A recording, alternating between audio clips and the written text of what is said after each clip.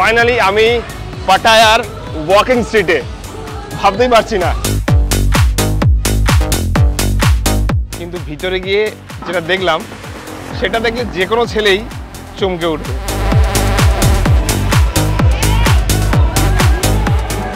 থাইল্যান্ডের পাটায়ার আগের পর্বে আমরা ঘুরেছি নুংনুঞ্জ পার্ক, দেখেছি এলিফ্যান্ট শো, তার সঙ্গে গান ফায়ারও করেছি।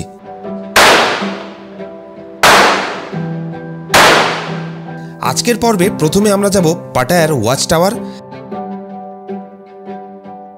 চালাবো গো কার্ট আর ঘুরে দেখব ওয়াকিং স্ট্রিট।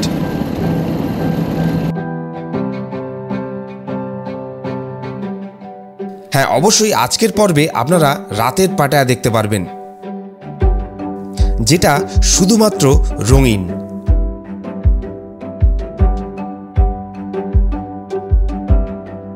আজকে আমার পাটায়ার সেকেন্ড ডে, আর সেকেন্ড ডে শুরু করলাম পাটায়ার টাওয়ারের কাছ থেকে। তো এখানে হলো পাটায়া ওয়াচ টাওয়ার, 150 মিটার উঁচু এই টাওয়ার। এখান থেকে পাটায়ার একটা দারুণ প্যানোরামিক ভিউ পাওয়া যাবে। যাই হোক, আজকের ট্রিপটা কিন্তু আরও আলাদা হতে চলেছে। আজকে ওয়াকিং স্ট্রিটেও যাব, তার সঙ্গে সঙ্গে পাটায়ার বেশ কিছু যে সাইট সিন আছে সেগুলো কিন্তু আপনাদেরকে দেখাবো। তো আজকে শিডিউলে গো কার্ট রয়েছে, তার সঙ্গে পাটায়ার টাওয়ার রয়েছে, আরও বেশ কিছু নতুন নতুন জায়গা আপনাদের সঙ্গে শেয়ার করবো। তো আজকে একটু দেরি হয়েছে হোটেল থেকে চেক আউট করে আসতে, আর আমরা যেখানে পৌঁছেছি সেটা হচ্ছে পাটায়া ওয়াচ টাওয়ার। তো 150 মিটার উঁচু এই ওয়াচ টাওয়ার, যেখান থেকে খুব সুন্দর একটা ভিউ পাওয়া যায়। তো এখানেই টিকিট কাউন্টার রয়েছে, টিকিট আমাদের অলরেডি করা রয়েছে। আর একটু পরেই পাটায়া ওয়াচ টাওয়ারে আমরা যাব। যদিও আজকের হালকা হালকা বৃষ্টি হচ্ছে সকাল থেকেই, তো এই বৃষ্টির সময় কিন্তু যে ওয়াচ টাওয়ারের অ্যাক্টিভিটিসগুলো অনেকটাই বন্ধ থাকে। তাও দেখে নেব যে কোন কোন অ্যাক্টিভিটিস আমরা আজকে করতে পারি এখানে এসে।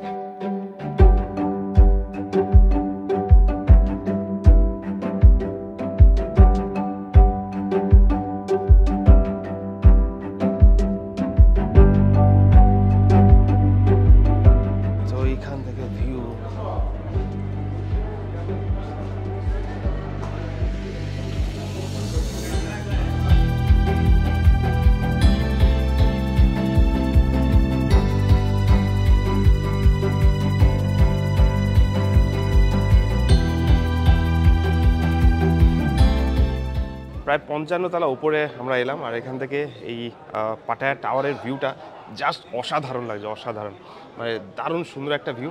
আর এখান থেকে অনেকগুলো আইল্যান্ডও কিন্তু দেখা যাচ্ছে, আর পুরো যে শহরটা এখান থেকে জাস্ট অসাধারণ এনজয় করতে পারবে। আর এখানে দূরবীনও রাখা রয়েছে, তবে তার জন্য 10 ভাট দিতে হবে। 10 ভাট দিলেই তবে কিন্তু দূরবীনের যে লেন্সটা সেটা ওপেন হবে। আর এখান থেকে ডেফিনেটলি ভিউ তো দারুণ থাকবে, কিন্তু তার জন্য 10 ভাট খরচা করতে লাগবে। আর এখান থেকে এত সুন্দর একটা ভিউ। আর এইখান থেকে যে আইল্যান্ডগুলো দেখা যাচ্ছে এটা হলো কোরাল আইল্যান্ড। তো এটাও কিন্তু খুব সুন্দর একটা জায়গা, যদি পরের বারে পসিবল হয় তো এখানেও ভিজিট করব। আর এই হলো এই ওয়াচ টাওয়ার থেকে ভিউ। তো এখান থেকে পাটায়ার কিন্তু পুরো ভিউ দেখা যাচ্ছে, একটা দারুণ প্যানোরামিক ভিউ। এখান থেকে কোরাল আইল্যান্ডও দেখা যাচ্ছে, যেটা আপনাদের দেখালাম। তো বেশিক্ষণ টাইম লাগলো না, খুব শর্ট একটা সাইট সিন, কিন্তু এখানে না এলেই নয়। এখান থেকে পাটায়ার যে ভিউটা সেটা কিন্তু সব থেকে সুন্দর দেখতে পাওয়া যাচ্ছে, দারুণ লাগছে এখান থেকে। সুন্দর সাজানো গোছানো পাটায়ার এই শহর দেখে অবশ্যই মন্ত্রমুগ্ধ হবেন। এবারে অ্যাক্টিভিটি করার পালা, তাই বেরিয়ে পড়লাম পাটায়ার ওয়াচ টাওয়ার থেকে গো কার্টের উদ্দেশ্যে।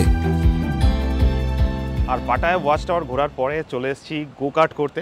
তো এখানে পাটায়াতে কিন্তু অনেকগুলোই গো কার্ট পয়েন্ট রয়েছে, প্রচুর ছোট বড় অনেক গো কার্ট পয়েন্ট রয়েছে। তো আমরা একটু ভেতরের দিকে এসেছি, এখানে সুন্দর একটা ট্র্যাক করা রয়েছে। তো এর আগে সত্যি কথা আমি গো কার্ট কোনোদিন রাইড করিনি, তো this is the first time experience. তবে পাটায়াতে বাইকের শোরুম প্রচুর রয়েছে, এখানে হন্ডা সিভিআর 650 আর ভরে ভরে রয়েছে। যারা বাইক দেখতে ভালোবাসো, এখানে দারুণ দারুণ বাইকের কালেকশন রয়েছে। যাই হোক, বাইক চালানোর সুযোগ তো হবে না, তবে আজ আমরা গো কার্ট অবশ্যই ট্রাই করবো।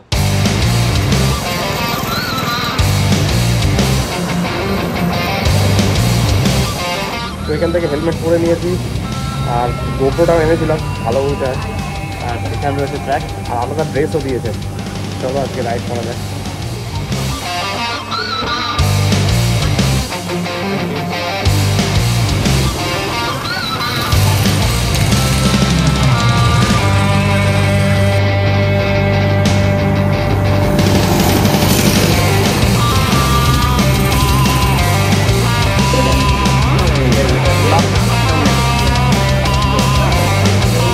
পুরো সেফটি অ্যান্ড সিকিউরিটি রয়েছে,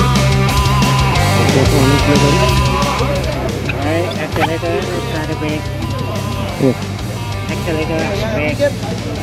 এদিকে এক্সেলেটার, এদিকে ব্রেক। ভাইব্রেশন আছে।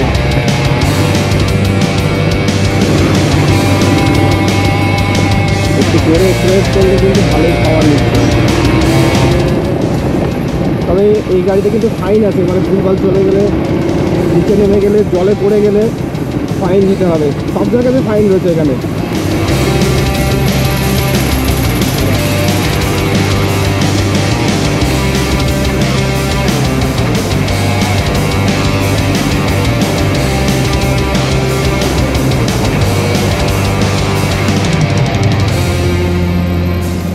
লাইফে ফার্স্ট টাইম গো কার চালাচ্ছি।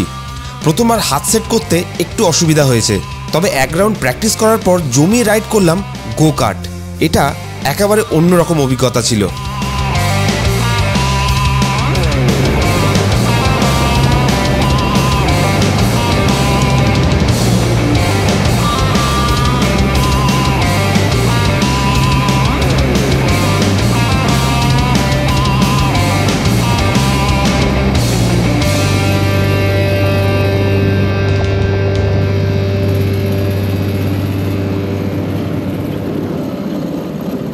তো এই কার্ড রেসিং এক্সপিরিয়েন্সটা কিন্তু দারুণ ছিল। ফার্স্ট টাইম এরকম কার্ড রেসিং করলাম। প্রথম তারপরের ল্যাবগুলো কিন্তু দারুণ ফাটিয়ে চালিয়েছি।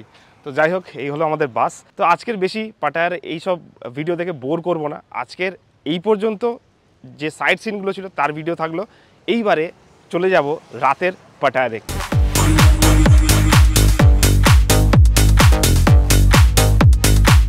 আর একটা টুকটুকে চড়ে ফাইনালি চলে এসেছি ওয়াকিং স্ট্রিটে।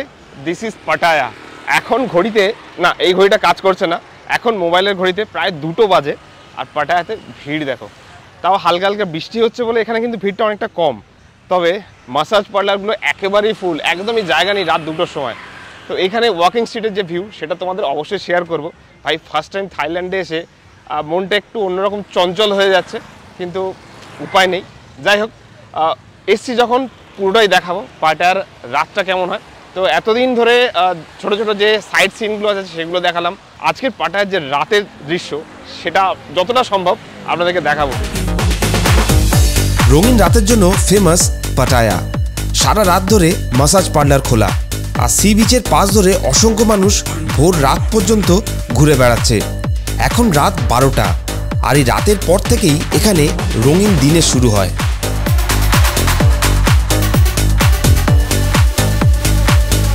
আর এবারে আপনাদের রাতের পাটায়া দেখাবো। চলে এসেছি হানিটুতে। এটা কিন্তু one of the most famous massage parlour. তো ভিতরে ঢুকে অবশ্যই একটু চেক আউট করবো, যদিও উল্টোপাল্টা অভ্যেস নেই, তাও দেখার জন্য যে একবার ঘুরে দেখা উচিত এই হানিটুতে কী হয়।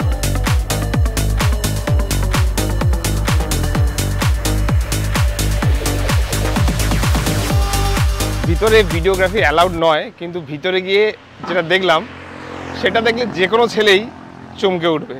তো যাই হোক, পাটায়া রাত সবে শুরু করেছি। এখন রয়েছি আমি এটা হানি2তে।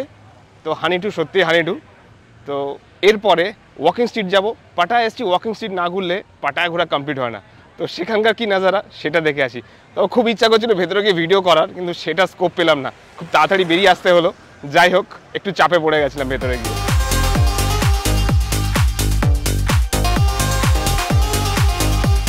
আর এখানে এলে রেন্টেও গাড়ি পাওয়া যায়, সব জায়গায় পাওয়া যায়, কিন্তু সুপার বাইক পাওয়া যায় সেটা ফার্স্ট টাইম দেখলাম। তো আমার সামনে এখন Z900 দাঁড়িয়ে রয়েছে, CBR 650R রয়েছে, পরপর সুপার বাইক রয়েছে যেগুলো এখানে এসে ভাড়া করা যাবে।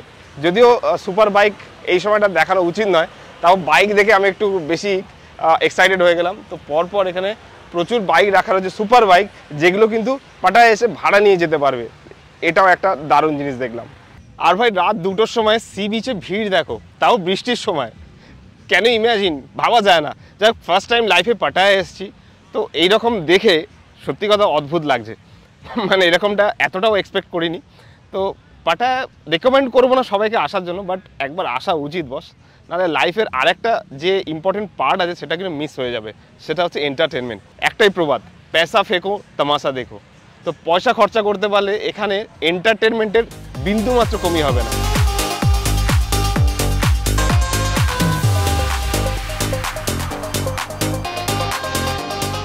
ফাইনালি আমি পাটায়ার ওয়াকিং স্ট্রিটে, ভাবতেই পারছি না এত সুন্দর একটা জায়গা, এত এন্টারটেনমেন্ট রয়েছে এই ওয়াকিং স্ট্রিটে।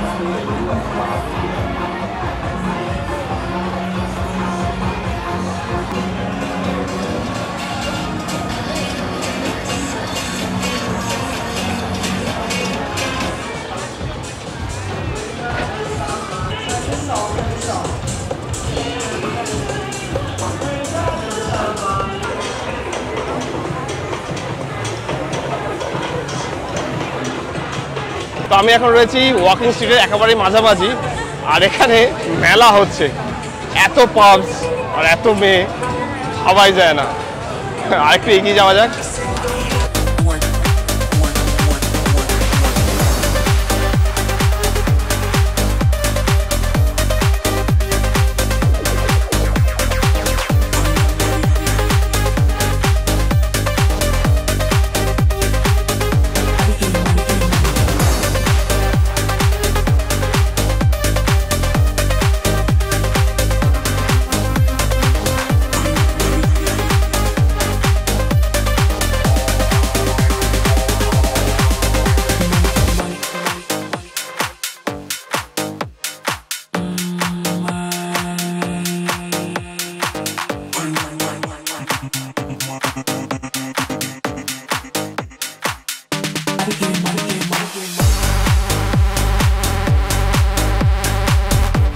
তো আজকের পাটায়া ভ্রমণ এই পর্যন্তই। ভালো মন্দ অনেকেই অনেক কিছু কমেন্ট করবেন, কিন্তু দিস ইজ পাটায়া বস, এখানে অনেক কিছু ভালো দেখতে হয়, অনেক কিছু খারাপও দেখতে হয়। তো ফুল এন্টারটেনমেন্ট, সেদিক দিয়ে কোনো ডাউট নেই। তো এর পরের ভিডিওতে আরও বেশি এন্টারটেনমেন্ট থাকবে। তো পাটায়া ব্লগ কিন্তু এখনও শেষ হয়নি, মিস করবেন না এপিসোডটা। আমার আমি ডেফিনেটলি দারুণ এনজয় করছি, আর আপনাদের সঙ্গে শেয়ার করতে আরও বেশি ভালো লাগছে সেই জিনিসটা। তো লাইফে ফার্স্ট টাইম পাটায়া এসে ওয়াকিং স্ট্রিটে ঘুরে একটা অন্যরকম অভিজ্ঞতা পেলাম। আপনাদের এই ভিডিওটা কেমন লেগেছে অবশ্যই কমেন্ট করবেন, আর পরের এপিসোডের জন্য চ্যানেলটাকে সাবস্ক্রাইব করে রাখতে ভুলবেন না।